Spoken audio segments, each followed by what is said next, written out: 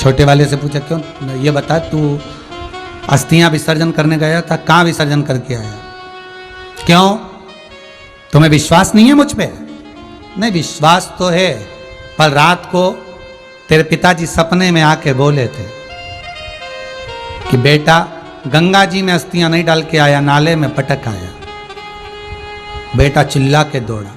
बस मुझे पिताजी की यही बात बहुत बुरी लगती थी हमेशा, और हमेशा बेवकूफों जैसी बात करते थे। 8 किलोमीटर दूर आके तुम्हें सपना देगा, 4 किलोमीटर आगे नहीं जा सके। यहां आके कह रहे हैं कि नल्ले में पटक दिया। तो नल्ले का पानी जा तो वहीं रहा था।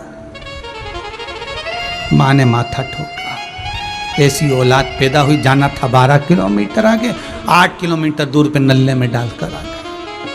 सोच वाली बात है, विचार वाली बात है। आप कितना भी अच्छा कह दो, कितना भी अच्छा विचार रख दो, कितना भी अच्छा सोच लो, कितना भी अच्छा वर्णन कर दो, पर सामने वाला व्यक्ति जो सोचेगा, सामने वाला व्यक्ति जो विचार करेगा, वही सम्मुख में होगा। आप कितना भी अच्छा कुछ भी कह दो, पर सामने वाला व्यक्ति कैसा ग्रहण कर रहा है, उसकी सोच, उसकी वृत्ति, उसका विचार, उसका भाव कैसा है, वो उस विचार से श्रवण करता है, उस विचार से वो ग्रहण करता है।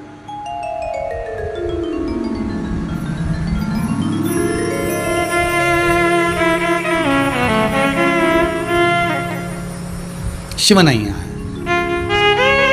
शंकर नहीं पहुंचे, शिव नहीं आए। गणेश जी को भेज दिया। गणेश जी ने पूछा, क्या बात है? शमी, मंदार, क्या बात है? शमी और मंदार कहते हैं, गलती हो गई।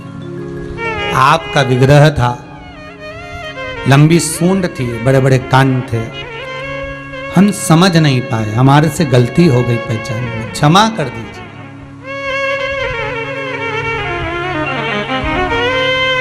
गणेश जी ने देखा, शमी और मंदार से कहा कि तुमने मेरे भगत का अपमान करा है, मैं क्षमा नहीं कर सकता। अगर ये भुरसुंडी ऋषि अगर चाहेंगे तो क्षमा कर देंगे। भुरसुंडी के चरणों में पड़ गए, गुरुदेव क्षमा कर दो, पहचान नहीं पाए। भुरसुंडी बाबा ने कहा, गणेश जी आप कृपा कर दो, मैं क्या बोलूं। गणेश जी महाराज ने कहा, हे शमी, तुम वृक्ष जरूर बनोगी, तुम्हारी पत्तियां स्वयं भगवान शंकर को, मुझको समर्पित होंगी। हे शमी, तुम्हारे वृक्ष के नीचे 33 कोटि देवता सदा विराजमान होंगे। जिस व्यक्ति के जीवन में बहुत रोग समाएगा, बड़ी से बड़ी बीमारी भी अगर आ जाएगी, शमी तेरे वृक्ष के नीचे बैठकर जो मेरे पिता शंकर का स्मरण करेगा, उसका रोग मुक्त हो जाएगा। मंदार, हे मंदार, मैं तुझे वर देता हूं, तेरे पुष्प मेरे शंकर को चढ़ेंगे। मंदार को आंकड़ा भी कहते हैं, आंख भी कहते हैं। तेरे पुष्प मेरे शंकर को चढ़ेंगे, मेरे पिता को चढ़ेंगे। और सुन, मेरे भुरसुंडी ऋषि के आश्रम में बैठकर तूने क्षमा मांगी है, इसलिए तेरी जड़ में मेरा निवास होगा। सफेद मंदार का जो फूल होता है, सफेद आंकड़े का जो पुष्प होता है, आंख अकौए का जो पुष्प होता है सफेद, उस सफेद आंकड़े के वृक्ष के मंदार के जड़ में गणेश जी निवास करते हैं। कभी भी आप सफेद मंदार का जब पौधा उखाड़ेंगे, आंकड़े का पौधा जब उखाड़ेंगे, तो उसकी जड़ में गणेश जी का प्रतिबिंब अपने आप आ जाता है।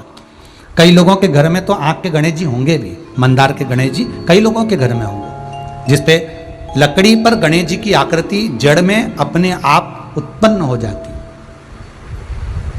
अपने आप। गणेश जी कहते हैं, मेरा स्वरूप तुम्हारी जड़ में विराजमान होगा, तुम्हारे पुष्प मेरे पिता को समर्पित होंगे।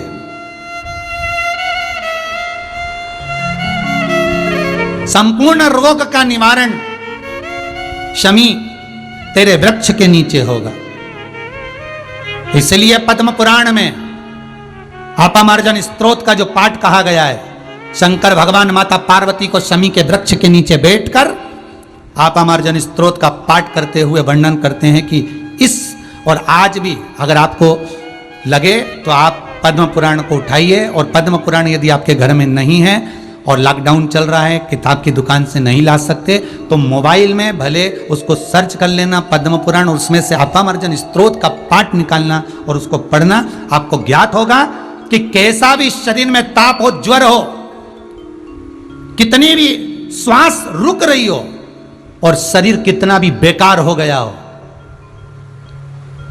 चाहे शरीर में कितनी भी बुखार पड़ रही हो, अपामर्जन स्त्रोत का पाठ तांबे के कलश में जल रखकर उस पाठ को कर कर उस जल को छीटा जाता है, पिया जाता है, तो ताप, शरीर का रोग, शरीर की बीमारी समाप्त होने लगती है। अपामर्जन स्त्रोत, उसको निकालिए पद्म पुराण का। शंकर पार्वती को उस स्त्रोत को सुना रहे हैं।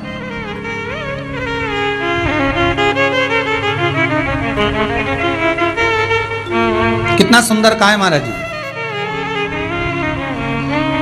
व्यक्ति अगर हॉस्पिटल में भर्ती है, एडमिट है, कटोरी में चावल ले लो या तांबे के कलश में चावल ले लो, हाथ में रखकर सामने घी का दिया लगाकर अपामर्जन स्त्रोत का पाठ कर कर उस कलश को अच्छी जगह पर रख दीजिए। उसमें से थोड़ा सा दाना चावल का उठाकर शंकर जी को चढ़ाना प्रारंभ कर दो। 2 या 3 दिन लगते हैं, व्यक्ति ठीक होना प्रारंभ हो जाता है। अपामर्जन स्त्रोत, पद्म पुराण, जिसको शंकर पार्वती को श्रवण कराते हैं। शमी के वृक्ष के नीचे बैठकर स्वयं शंकर उस सुंदर रसा तत्व को श्रवण कराते हैं। हे पार्वती, बड़ी सी बड़ी रोग, उसमें स्पष्ट कहा गया। अगर आपको मौका मिले तो अपामर्जन स्त्रोत को हिंदी में भी निकालोगे तो उसमें आप पढ़ेंगे कि शंकर भगवान पार्वती को सुनाते हैं कि मेरे को इस बीमारी में, कौन कौन सी बीमारी में अपामर्जन का स्त्रोत पाठ किया जाता है। श्वास की बीमारी में, दमा की बीमारी में, ऑक्सीजन कम पड़ जाए या बुखार शरीर में पड़ जाए, ताप पड़ जाए, कोई बड़ी बीमारी हो जाए, उसके लिए अपामर्जन स्त्रोत का पाठ किया। पर हिंदू धर्म में सबसे बड़ी दिक्कत की बात तो यह है कि लोग सब पर विश्वास करते हैं पर उन पुराणों पर विश्वास नहीं करते जिन पुराणों में चीजें लिखी हुई हैं, जिन वाक्यों को लिखा गया, जिन स्त्रोतों को लिखा गया, जो जगत कल्याण के लिए, हित के लिए।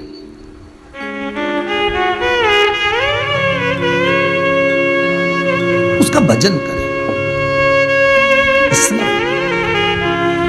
महाराज, धीमा बजाओ भोलानाथ डमरू, धीमा बजाओ, धीमा बजाओ भोलानाथ डमरू, धीमा बजाओ, धीमा बजाओ भोलानाथ डमरू, धीमा बजाओ, धीमा बजाओ भोलानाथ डमरू, धीमा बजाओ, धीमा बजाओ। भगवान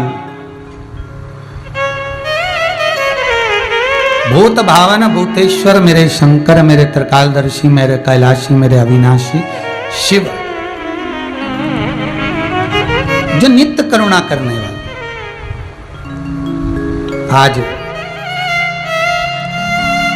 स्वयं ब्रह्मा भगवान विष्णु के पास जाते हैं और भगवान ब्रह्मदेव भगवान विष्णु के पास जाकर निवेदन करते हैं, प्रभु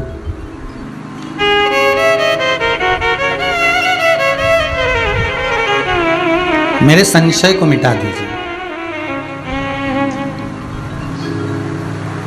क्या संशय है आपका? भगवान ब्रह्मा कहते हैं कि आप मेरे पिता हैं,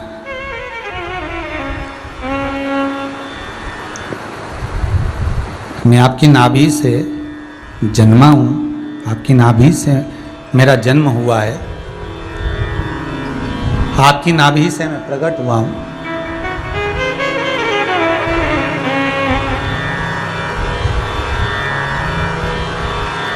आप मेरे पिता हैं। भगवान विष्णु बोले ठीक है, फिर क्या जानना चाहते हो? मुझे जानना केवल इतना है कि आप मेरे पिता हैं, तो आपके पिता कौन है?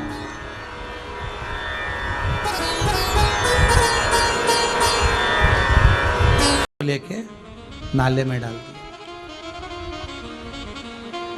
अब अस्थियों को नाले में डाला, घर आ गया, माँ ने पूछा बेटा हो आया? हो पक्के में होके आया है? हाँ हो आया। ठीक है। रात निकली, सुबह सुबह ने माँ ने दोनों बेटों को बुलाया, इधर आओ जरा इधर।